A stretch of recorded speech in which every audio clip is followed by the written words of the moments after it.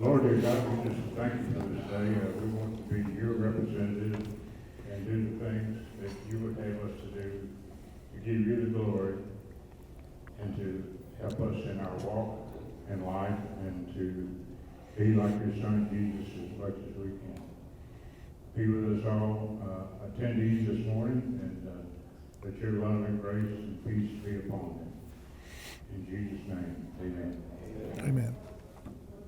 The VFW had 4 members here this morning, American Legion 2. They're going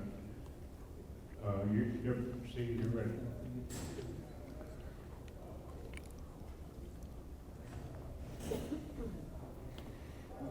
It is a tremendous honor for a combat vet to present colors to this august organization. Not only are you Americans, but you're Christians.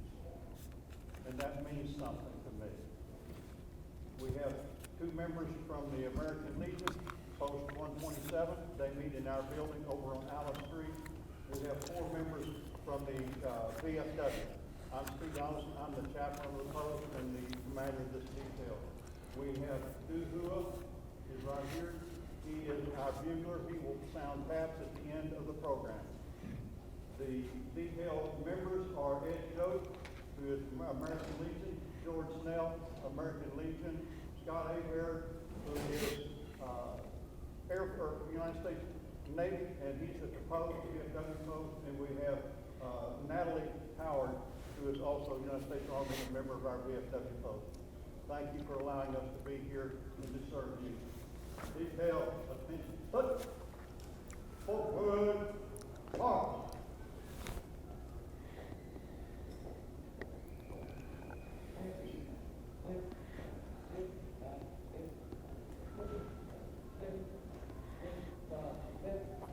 On left, march.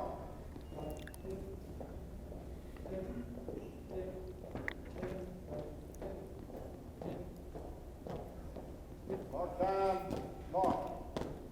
Halt. Right face. Prepare to close the colors. Step. Step. Post the colors.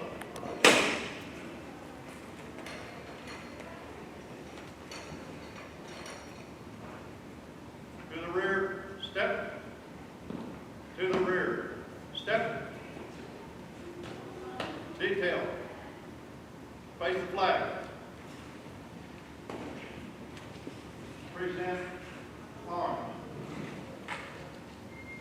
I pledge allegiance to the flag of the United States of America and to the republic for which it stands, one nation, under God, indivisible, with liberty and justice for all.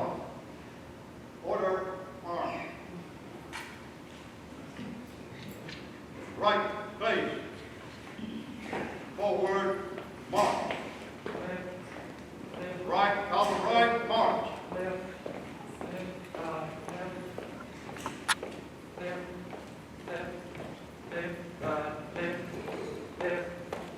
Mark time, march. Detail, halt. Detail at ease. Thank you. Thank you. For you each your sheet now, let's start back with that. Our song leader didn't show, so guess what? I'm going to start it, but I'm not going to sing it. Oh, say, can you sing?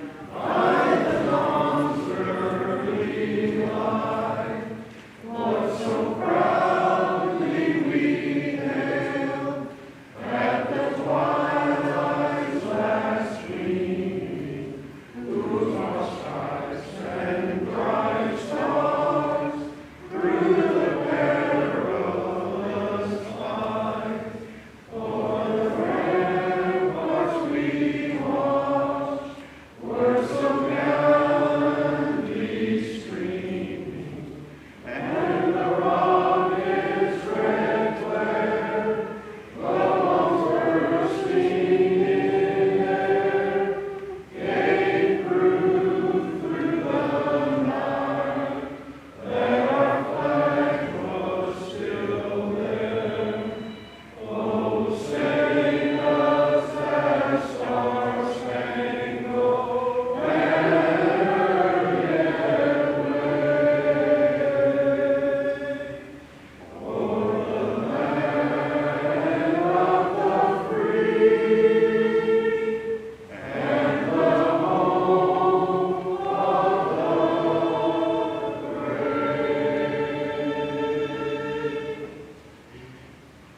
Amen. Thank you. Be seated.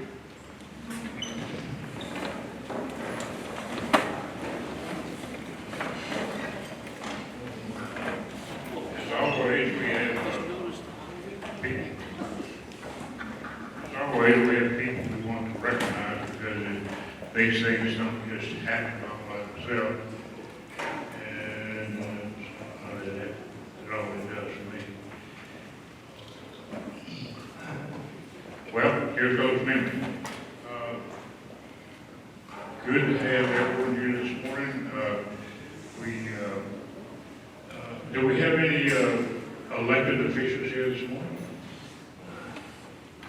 And oh, you're with Representative. I know. That's close enough. Well, you're with who? Michael McCall, yeah. You're the one who really gets things done. So, did anyone precinct 4 or city of Tomball? Okay. Also want to recognize our board. Lori Klein, while you're up here, keep standing. She's also served on our board and is responsible for setting up everything here. Rosanna also, and Leanne Crone is with our board, and Meredith, where are you there? I know you're there. And Bruce Hildegas is the Chamber Reigning President, and of course, a past board member. And Dave Tyler is here somewhere right here. And what's our newest board member's name? Abercrombie. I'm sorry. And who else? Did I miss someone? Oh, yeah, she's another new board member. Thank you. So if you have any questions or comments and things, feel free to get with these people about that or talk to me, either one. There's a continuing thing I want to mention about veterans, and that is that when we think often of our veterans, as we do, I think there's been a lot of publicity in the last 2 years about veterans in service and those veterans who have died in service, and now we're dealing with the PTSD from the returning soldiers from our wars over in Afghanistan and other areas over there. I've had a chance to, and I didn't get a chance to talk to Mr. Carr here, but the people I've talked to who were in the service, especially during World War II, who actually served on the line, shooting a gun or getting fired at on a ship or on the ground or in the air. Those things, horrific things that people go through and do, I'm sorry to say, they never forget. Every day, it's on their mind sometime or another. So, to me, you're the heroes, okay? Not the guys who, although they're recognized and honor those people who died, the real heroes are the ones that come back home and try and get their lives together and do in most cases and carry the history forward about wars. So I appreciate you guys being here. Also, Camp Hope, PSTD, was supposed to be have an honor table here today, but they could not make it for their own organizational reasons. So, if some of you seen the Camp Hope advertising on TV. Yeah, so they're a good group. They've got to where they have quite a good funding there. Let's see. Our sponsors today are Salem Lutheran Church, Mary Beth Carter, and arranged for us to be here since we couldn't meet from the house. And we have different levels of sponsors, so to speak, and but our other sponsor today would be our star sponsor, and Larry Chapman with Keating Auto Group is sitting right there. Colonel Chapman, U.S. Army helicopter Vietnam pilot, and then he tells me he did some things he can't tell you about. So we just love you, appreciate you, good deal. Do you have something you want to say about your sponsorship? Or just want to say something? I can just tell you about our group that we're with, Keating Auto Group. Keating Auto Group is a group of 20 dealerships, two of which are in Tomball, some also in Tomball, around the taxi. Many Keating is the owner, and many is based in Tomball. So all of our stores right here is big taxi. Yeah, right. Yeah, it's a big part of it. And Keating's were roots from here, aren't they? You from Tomball? Tom Keating was the father, right? Okay. I was had some notes here about deaths in different wars, and then I got to look around, and I think I really don't want to mention the number of casualties, but what came out to me after studying all the way back is I can't think of anything or any time, starting with Adam and Eve, where people weren't fighting. Two brothers, right? Killed one brother killed the other, and started two different nationalities, and therefore they didn't like each other, and then it just goes on and on and on. It seems to be an end to it. We think about our American Indians who were here before anyone was here, and there were hundreds of tribes throughout the United States originally, but they were all hundreds of tribes because they couldn't get together, and they didn't get along. It's always, I want what you got kind of a deal, and it just seems to be such a tragedy that, especially we as Christians, are work for peace and honor and those things, but yet, I don't know, maybe one of you is smart enough to tell me why. But we just don't seem like we can really, as nations, and quite honestly, as people, get along. I don't know. But it's frustrating to me to think about it, but with Jesus Christ in our heart and following the directions of the Holy Bible, we can go a long ways. Amen to that.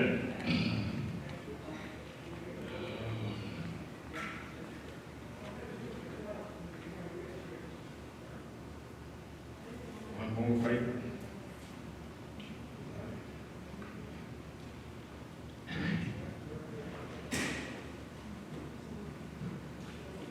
Judge Lawrence is not because you want him. Because he is. It's very important to me. My wife, he married us 35 years ago. So he's got good sticking glue. People get married, and it's always been special to us. We used to live, and I was active in the Albany and Humboldt area, and he was a reigning judge over there, and I saw him around in all kind of places. So he's just a super guy. He really is. Were you an attorney also? Okay, you might have didn't say, but I think you should have been if you were a judge. Anyway, Judge Lawrence was Justice of the Peace for 25 years.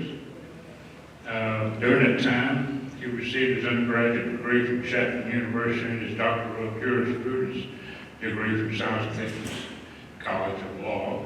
I should have known that. And he was appointed as court administrative task force, was appointed to the Court Texas Advisory Committee and the State Commission on Judicial Conduct. Before doing that, is it Lieutenant C03 or 03? 03? Okay, I'm Air Force. I don't know anything about that. So he during his time of 4-year service at the U.S. Coast Guard here in Houston, at the Port of Houston, he was in charge of pollution officer, dangerous cargo officer, operations officers and intelligence officers at different stages of his career. So, good to have him today. Your wife, Mickey, they both retired and they have 2 children. And would you welcome our speaker today, Judge Tomball?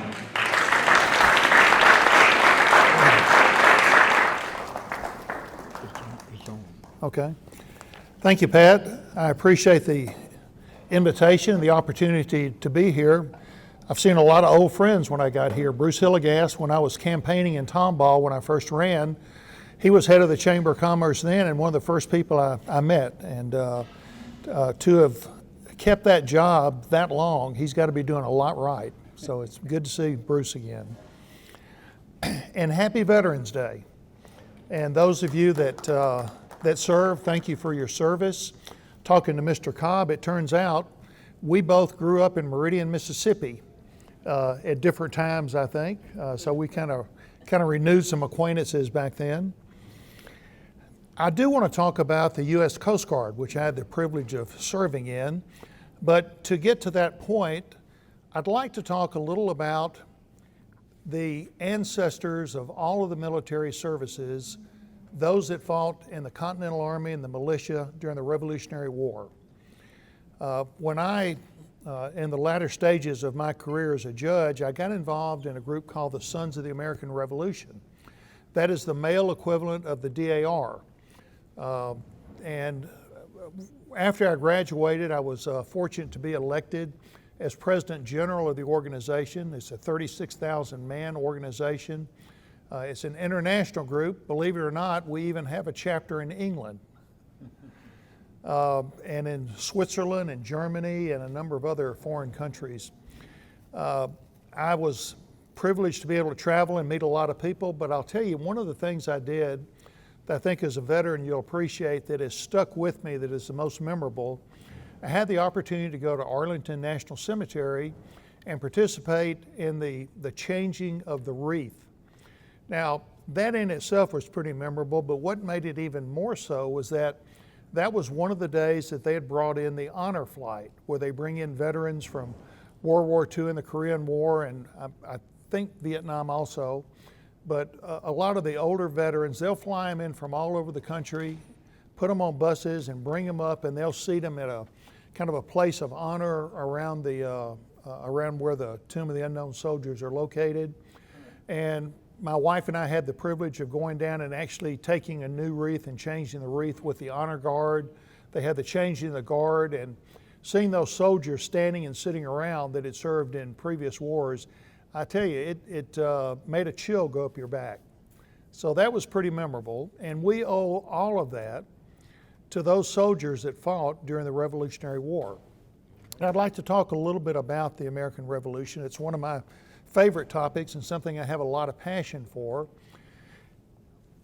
You have to look a little earlier than the American Revolution to get the antecedents of how our soldiers and sailors during that time period had their military expertise, and that's the French and Indian War.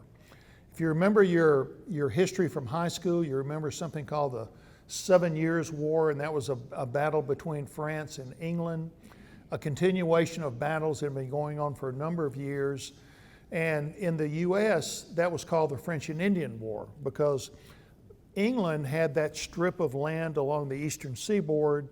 France had Canada, and France wanted to come down into the center, the Mississippi River Valley, and start taking land. And England didn't want that. They wanted to keep them out. The Indians were mad at the British because the British kept dispossessing them of their lands, so they threw in with the French. And it was a pretty bad war, not a large war. Most of it was fought in what is now Pennsylvania, the Pittsburgh area, and some in Kentucky.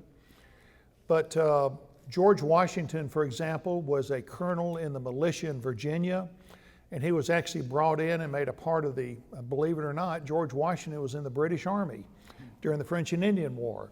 And other people you may have heard about, Israel Putnam and Daniel Morgan, also received their experience. And a lot of the people that fought and became leaders in the American Revolution got their experience fighting with the British in the French and Indian War. Now that was over in 1762, 1754. 1762, 1763. And it left a tremendous debt. The British taxpayers had a debt burden because of that. And so the British Parliament decided, well, a lot of this was to benefit the Americans, so let's increase the taxes. Up until that point, believe it or not, and Lori, I don't know if you'll even be able to understand a time when there were no taxes, but there were no taxes back during that time period. They decided to impose taxes, and the Americans did not like that, and they rebelled, and they fought back, and they didn't buy British things, and they hung people in effigy, and finally they repealed all of the taxes, but things were not quiet particularly. And in 1773, most of these taxes were repealed, but in December they tried to import tea, and they were going to remove the taxes on tea, but the Americans saw that as just a ploy by the British, and so they threw the tea in the harbor. They called it the Boston Tea Party. Similar things went on in New York, Charleston, and Philadelphia. And so as a result of that, the British government retaliated, and they shut down the port of Boston. They dissolved the local legislature, and all the other states supported Massachusetts and Boston. They thought the British had overreacted. And in April of 1775, we had Lexington and Concord. Now that was really the first incident where there were a number of shots fired and people were killed on both sides. And the British were leaving Boston, and they were going to Lexington and then to Concord, because they had heard that they had the opportunity to capture John Adams and John Hancock. They were in Lexington. And in Concord, there was a catch of arms. It was illegal to have arms. They wanted to capture those arms. And the word went out. Paul Revere and a number of the riders went out and notified the countryside. All of these citizen militia, and most of them were farmers, a few shopkeepers. They came with their muskets, and they actually stood up to the British. And in Lexington grounds or commons, there was a shot fired.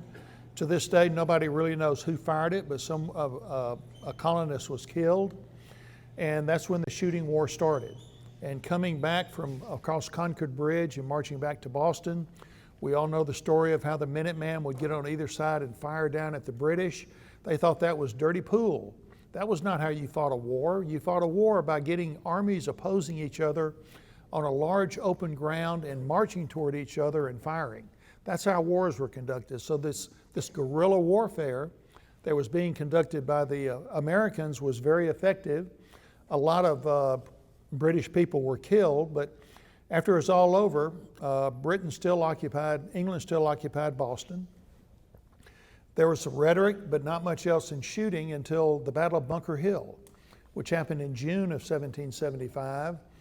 And that's when Israel Putnam, who was a general in the army, who was a French and Indian War veteran, that's when he said the famous words to the troops, "Don't fire until you can see the whites of their eyes." Mm-hmm. Now that was pretty good advice, because if you've ever fired a musket, you know that you've got to be just about that close to have a chance of hitting anything. Rifled barrels were not much in existence, certainly not among the colonists then.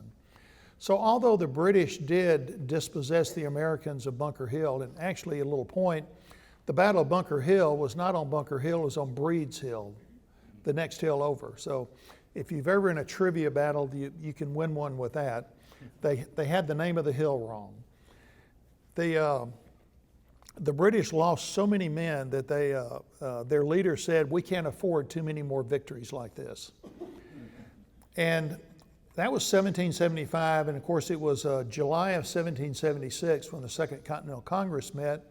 The Declaration of Independence was signed, and at that point we succeeded. We wanted independence, and for all practical purposes, there was a war. The English began sending more troops and ships over. They still occupied Boston. George Washington was appointed commander-in-chief, really the only choice. There were other people that wanted it. John Hancock wanted the job. A couple of other lesser generals wanted it, but George Washington, although he was kind of a quiet planter from Virginia, he was a leader, and everybody that met him knew that he was a leader and knew of his integrity and his strength. And thank God there was a George Washington then, because I don't know anybody else that could have led our country through what he did. he came up with a plan. There was a guy that was a bookseller in Boston. His name was Henry Knox. Never been in the military, never done anything in the military, but he read books. And he read books about artillery. So he convinced George Washington that he and Benedict Arnold, and believe it or not, Benedict Arnold was one of our best generals, up until the time that he decided to sell us out and give the plans to West Point to the British. But Benedict Arnold and Henry Knox went to Fort Ticonderoga, way up the Hudson River, captured the fort, captured all the cannons there because the Americans didn't have any cannons to speak of. Brought those cannons all the way back from upstate New York to Boston over some pretty bad terrain, put them on Dorchester Heights, which in Boston overlooks the city. And the British woke up one morning and found all these cannons pointing down at them. Within a couple of days, they got on their ships and went to Long Island. They left. And so we took over Boston. We had it again, but George Washington knew that holding territory was not going to win the war. Now, it's an interesting thing at this point to think about the aspirations of George Washington and the Army. Believe it or not, George Washington had little hope of winning the war. Think about it. We had 2.5 million people in the colonies. England had 8 million. They had a huge standing army that had fought battles for years and had expertise. They had the ability to hire mercenaries like the Hessians and bring them in. They were very wealthy. George Washington hoped that he could outlast the British, that they would get discouraged, tired of people being killed, tired of spending the money, and they would simply leave and go back. But he had to last, and that was not going to be easy.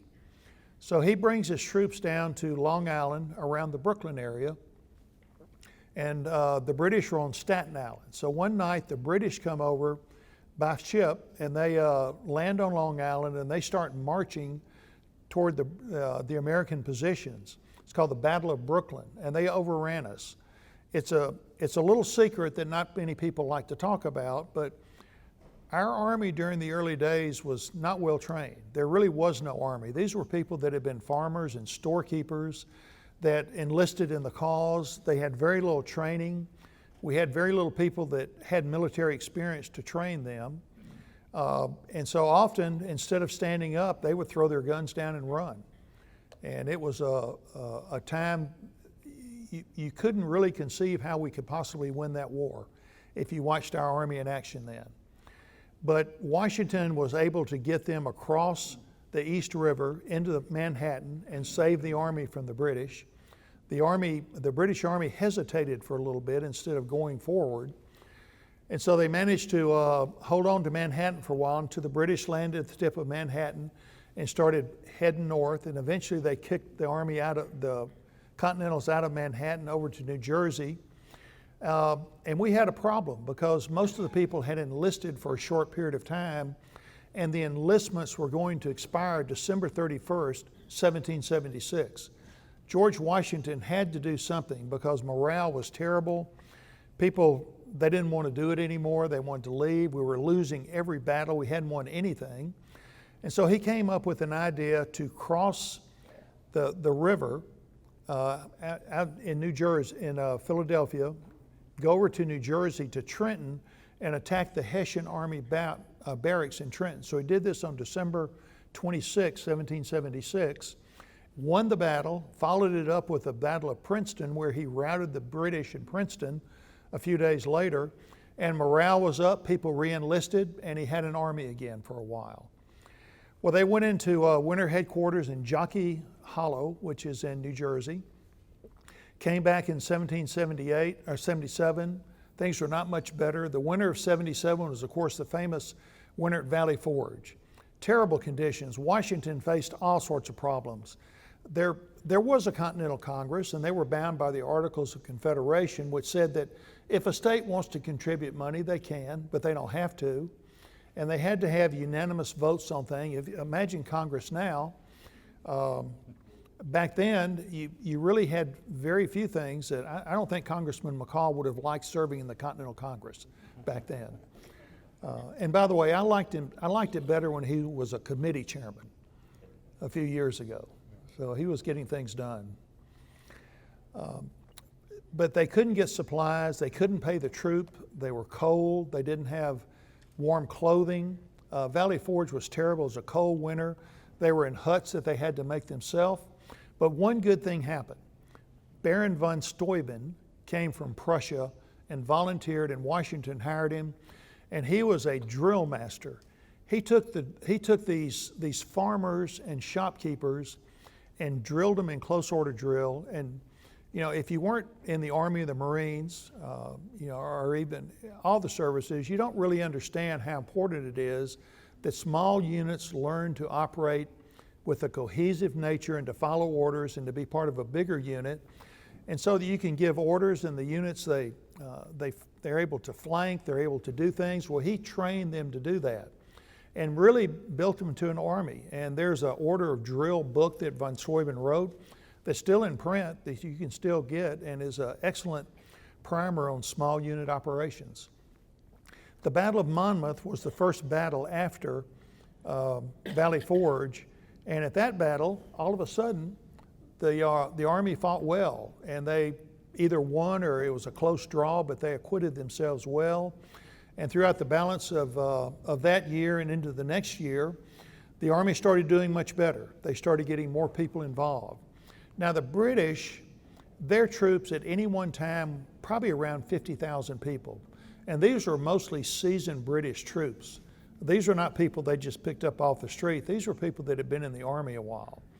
And they had fought the British and the Germans and all the other armies in Europe and beat them over the years. The Americans had about 25,000 people in the Continental Army. But they also had another 20,000 or so that were militias. Now the militia would be raised by a county or by a state. Typically a wealthy landowner would be elected as the colonel, and then he would get people involved from that area to fight. And the militias some were pretty good, some were not so good.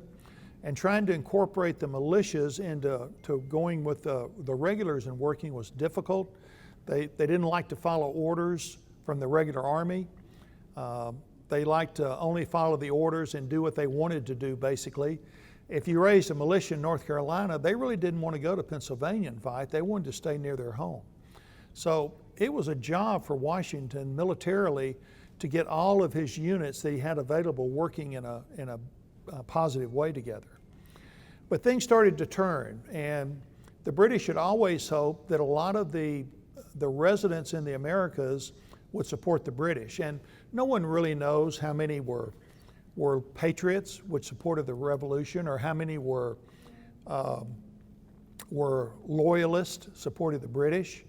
But John Adams wrote a letter during the Second Continental Congress, and he estimated at that time, he thought about a third of the people supported the revolution, about a third supported the British, and the other third just wanted to be left alone. They didn't want the army marching through and stealing their crops and their cattle and burning their houses. They just wanted to be left out of it. But as the Hessians started creating atrocities in different places, less people favored the British and more favored the Americans. So the battle started turning out better in Pennsylvania and Northern Virginia.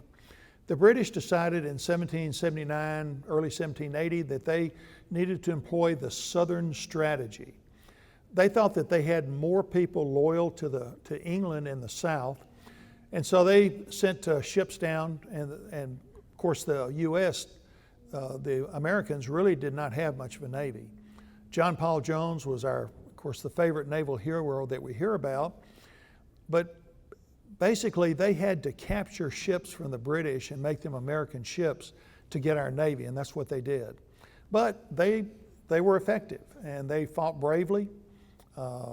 And of course, the Naval Academy has a crypt for John Paul Jones, recognizing his service. He was kind of the father of the Navy, many consider him to be. But the Southern strategy had mixed success. They were able to find more people that supported the British. They sent ships down and troops to Charleston, South Carolina, and after a siege, they captured the city of Charleston and captured the Continental Army that was there. So at that point, we didn't have much of an army anywhere in South Carolina, Georgia, North Carolina, or even Virginia. And so it fell to guerrilla warfare. People like Francis Marion and Thomas Sumter and Andrew Pickens. Did you see the movie The Patriot with Mel Gibson? Well, that was kind of an amalgam of some of these leaders that had guerrilla warfare. And they were fighting the British with small troops and hitting and running. But ultimately, Washington was able to get money out of Congress to put another army down. And he got probably the second most competent general that we had in the Revolution at the time, Nathaniel Greene. Sent him down, and Nathaniel Greene was from Rhode Island. Believe it or not, he was a Quaker. And Quakers, of course, did not believe in warfare or violence. But he was the most effective general other than Washington that we had. And he got the Southern strategy of the British confused. And he managed to be an effective leader and got troops going. And his strategy was that he knew he had fewer troops. So he would pick his battles, and he would hit the British and then retreat, and then hit them again and retreat. The battle of, one of the interesting battles was the Battle of Cowpens. And yes, it was actually a cow pasture. And Daniel Morgan, who was a hero of the French and Indian War and the American Revolution, he was a teamster, a foul-mouthed, swearing guy that people loved to follow, and he loved to fight. He came up with the idea, he put the militia in the front two rows and told the militia, because he knew he couldn't count on them to stay and fight, fire one shot and move back and retreat. The second line, fire a shot and retreat. So the regular army was back in the trees, and the British said, it's the militia, they're running again. So they followed after them, and then guess what? He had the regular army come out, and they won that battle, almost captured Bannister Tarleton, who was a British cavalry leader. And then from that, there was the Battle of Kings Mountain, which we won, the Battle of Guilford Courthouse in North Carolina, which we also won. And then we started retreating, and the British followed to Yorktown, Virginia. There was a siege at Yorktown in September of 1780, and at that 1781, excuse me. And at that time, the fighting was essentially over. Now the British still occupied New York. They had the whole state of New York, and they had some other areas, but the rest of the country we had. Now it took another 2 years for the war to end, because we had to negotiate the Treaty of Paris. 1783, the war was over. And then we had to govern. And we still had the Articles of Confederation, and that was not effective. So James Madison and a few others came up with the idea of a new constitution. So we had a constitutional convention in 1787. It was ratified in 1789. George Washington took over. Alexander Hamilton was named as the Secretary of the Treasury. Now this is where we finally get to the Coast Guard.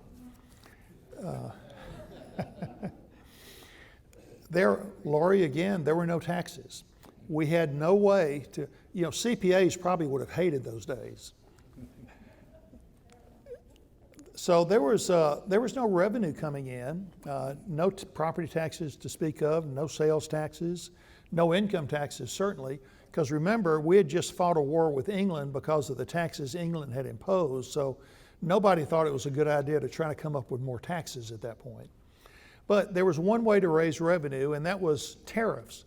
Things that were imported from other countries into the U.S., we could force them to pay a tariff on that. A tax could be collected through customs, and that would fund the government. And that was really enough to do it. We had very modest needs in the government. Really wasn't much of a standing Army and Navy. The bureaucracy was very small. We just didn't need as much money then. But there were smugglers, and so people could smuggle things, and we knew about that because that's how we used to get stuff in to avoid British taxes, is we would smuggle it. So Alexander Hamilton said, well, we need some way to prevent the smuggling and to make sure that the customs tariffs and duties are enforced. So he came up with what he called the Revenue Marine in 1790. That was the founding, essentially, of the Coast Guard. They built 10 cutters, staffed them, and told them to go out, prevent smuggling, and make sure that the customs duties are paid. It was a few years later, when the Quasi-War was fought in 1798, that President John Adams, for the first time, brought the Coast Guard into the Navy during the Quasi-War, because the Coast Guard either at the President's discretion or during time of warfare, becomes a part of the Department of the Navy and serves with the Navy. And that's happened many, many, many times. Virtually every major war that we've been in, minor wars, the Coast Guard has been involved in that, either sometimes separately, but more often as a part of the Department of Navy. So the Coast Guard fought in the War of 1812. In 1915, they decided to merge the Coast Guard with the U.S. Life Saving Service. Now, those are the groups that had boats that were along the coastline, that if people would get in trouble or ships would begin to sink or take on water close to the coast, then they would go out and rescue them. So when they did that, those two organizations together, they came up with the name Coast Guard. Coast Guard was already referred to as a revenue cutter service, because Coast Guard ships are known as cutters. That's the nomenclature for a Coast Guard vessel. In World War I, the Coast Guard served on convoy duty. Their ships would help the convoys go across the Atlantic. Also served patrolling the coastlines of England and France, and a little bit north toward the Baltic and Germany during that war. In World War II, the Coast Guard was very heavily involved. They were again on convoy duty. The Coast Guard was doing search and rescue and patrolling the English Channel in that area. When they landed on D-Day, there were Coast Guardsmen manning the landing craft, the Higgins boats that were being used to get the troops from the ships to the beaches. The Coast Guard and others, Navy, I think, and Army too, but Coast Guard was heavily involved in that. And also in the Pacific, the Coast Guard at Guadalcanal and all the other, Tarawan, Iwo Jima, all the islands, the Coast Guard was manning the Higgins boats there. Coast Guard also was on search and rescue, a lot of different tasks that came up. After the war, the Coast Guard was involved, of course, in Korean War and Vietnam. We had ships over both places for search and rescue, for downed pilots. We had small boats that were in and around some of the rivers in Vietnam in particular. So the Coast Guard has a kind of an interesting mission, if you think about it. Unlike any other of the branches, it is the fourth service created after the Army, Navy, Marine Corps, and then the Coast Guard in 1790. But it has a military mission. It has to be prepared militarily. The OCS, Officer Candidate School, that I went through, they tell me was indistinguishable than the officer candidate schools that other branches have, as far as the military things that you do and prepare for. We also have a law enforcement mission, and we have a regulatory mission. Some of the things that the Coast Guard does, search and rescue, of course, that may be what we are the most famous for. I was talking with someone earlier about the movie The Guardian with Kevin Costner. He was a rescue swimmer, a Coast Guard rescue swimmer. And there was another movie, if you haven't seen, you really ought to watch it. It's called The Finest Hours. And it's based on a true story. Stars, Casey Affleck and Chris Pine star in it. In 1952, there was a cargo ship that went down off Cape Cod in a terrible storm. A Coast Guard 41-foot vessel set out from Cape Cod in terrible weather, and they rescued 41 out of 44 and brought them all back. A great movie and based on a true story. So the search and rescue is what we're famous for. In Katrina, you saw the Coast Guard helicopters hovering over New Orleans, pulling people out. But I would tell you that also closer to home, the Coast Guard was involved in the great hurricane in Galveston in 1900. Coast Guard troops were there and helping rescue people and save people. The aids to navigation. All of the aids that we have, the buoys and the range markers, all of those are maintained by the Coast Guard. The oil and hazardous material spills, the Coast Guard is the primary federal agency on any waters of the U.S. for making sure that those are contained and cleaned up. Drug interdiction. When I was in, that was not much of a mission in the early 70s, but of course now it is a big deal, and immigration interdiction also is something that they're involved in, more in the Miami and the Florida area than anywhere else. Fisheries patrol. You know, our resources in the ocean, those are resources that we need to keep for America. And we have to make sure that other countries don't come in and poach resources that are ours. And so the Coast Guard enforces fisheries laws and have been doing that for a number of years. Port security. You didn't hear much about this until 9/11. And after 9/11, people became conscious that, wow, we need to make sure that our ports are secure and safe. Coast Guard has always done that. We've never really had much of a problem, but it's been beefed up certainly since 9/11. Vessel inspection, even drilling rigs, the Coast Guard has to inspect to make sure that they're built. But it's not just the ships that are built in the U.S. that the Coast Guard is responsible for. If you own a ship that is home ported in Greece or in Japan, and if you don't come into U.S. waters, you don't need to worry about it. But if you want to come into U.S. waters, if you want to take a charter to come into the U.S., then you have to meet Coast Guard standards. So we have details all over the world at shipyards inspecting vessels because they all want the certificate of compliance in case they do want to bring their ship into the U.S. on a charter. The seaman licensing, all the towboat operators, everybody that works on a ship or a vessel, captains, they all have to be licensed. The Coast Guard does that. We have icebreakers. We do all this with less than 42,000 people.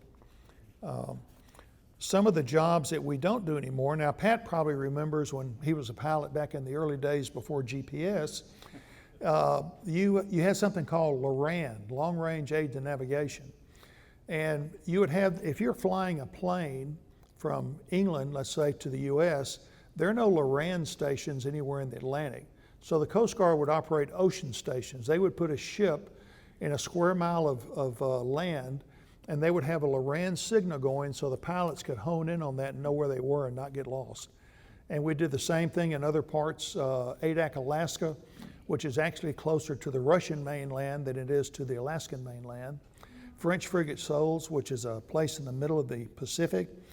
All of these are things that we have done, and also the lighthouses used to be. Now, I know Lori has got some pictures in her office of lighthouses. It's the Coast Guard that maintains and preserves all of those lighthouses.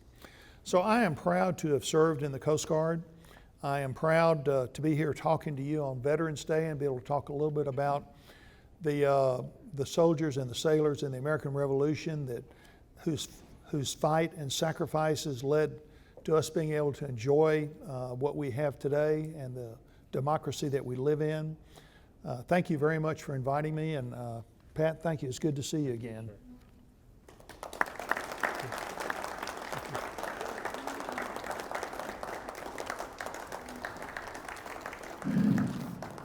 Thank you, Judge Mark.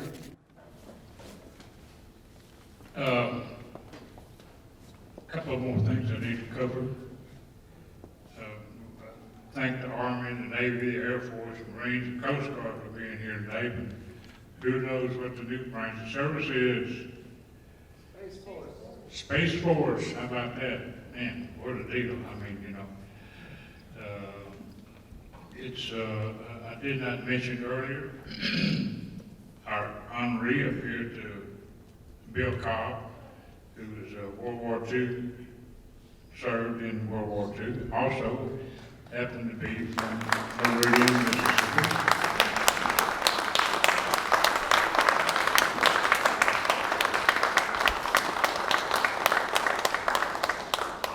He's saying thank you. So during World War II, he served as a staff sergeant in the United States Air Force. He was involved in the weather planning, I'm sure in reference to aviation mostly. Well, not really, all types of weather really influence all branches of the service. And then he was sent to Greenland, and he went to a small island off the coast of Greenland for 3 weeks and returned to his main base in England, and later was brought to New York, and where he coded and decoded weather information for the Air Force. After the end of the war, Bill went to Montgomery, Alabama, and was discharged there and returned to Meridian, Mississippi, where he worked in the weather Bureau Department for 40-year career, right? 40 years. So, we really appreciate you being here today. And in the past, we've had some honorees from World War II. My good friend John Holberg, who is going under treatment right now, was not able to be here today. If you've ever seen the movie Gung Ho, Randolph Scott, you see that? That's real. That's how it really happened. He was there. He can tell you. 17 years old.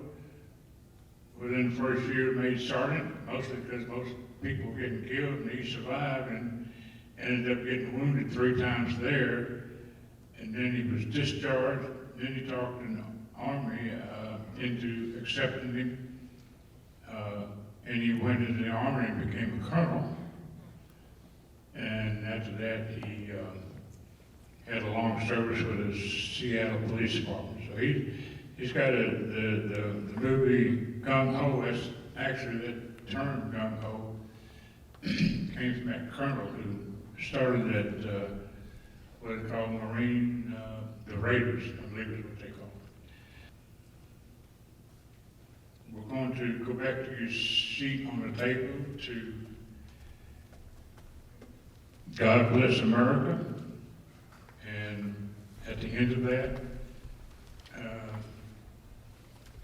our friend from Vietnam, Don Ho, is going to play taps for us, and then you'll be dismissed. So, appreciate you all coming here today. Appreciate everyone, and for whatever reason you're here as a veteran or a friend of a veteran. And I mentioned that the school here tomorrow, Salem Lutheran, is having a drive-by, which I believe starts down at the end of this road. Is that where that is, Bruce? It's Hilltop School, is that what that's at? So they just want to kind of, you come by and honk your horn, wave your hand, or get out and visit, I guess, if you want to. So a lot of activities for veterans this year, and that's good. I like to see that. Judge Lawrence, thank you for being here today. Appreciate it. All right, let's sing.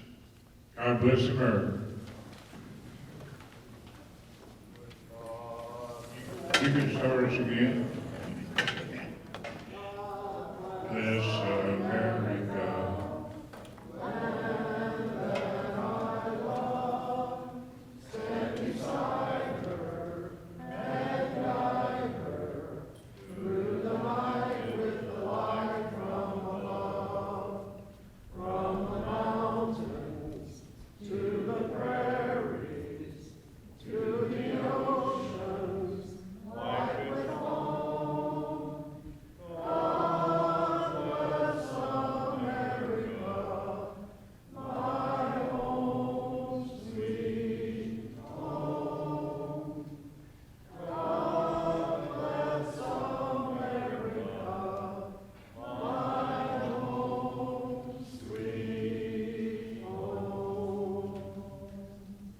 Also, Present arms.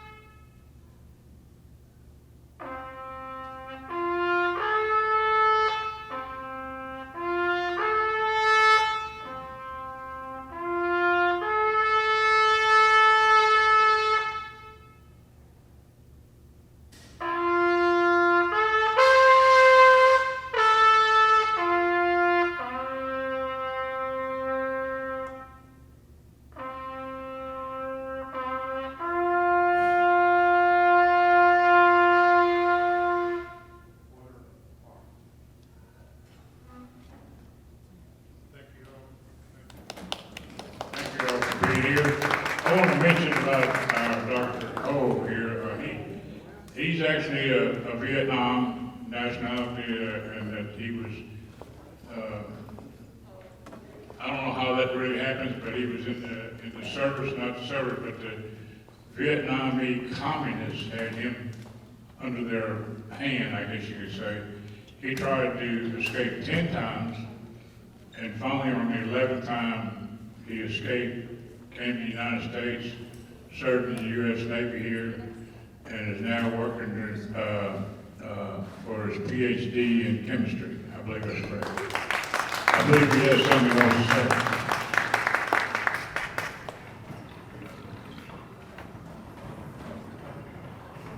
I think I have a little thing to say. First of all, I would like to talk about freedom. I was born in Vietnam before the fall of Saigon. I was born in the war zones. I lived through the war, and then I witnessed the fall of Saigon. I lost my country. But during the time I lived before the war, I saw my Vietnam veterans there. Then they left. The fall of Saigon occurred. Then I had to escape. I had to escape to come to Vietnam with 11 attempts. I succeeded. I was blessed. I shouldn't be here.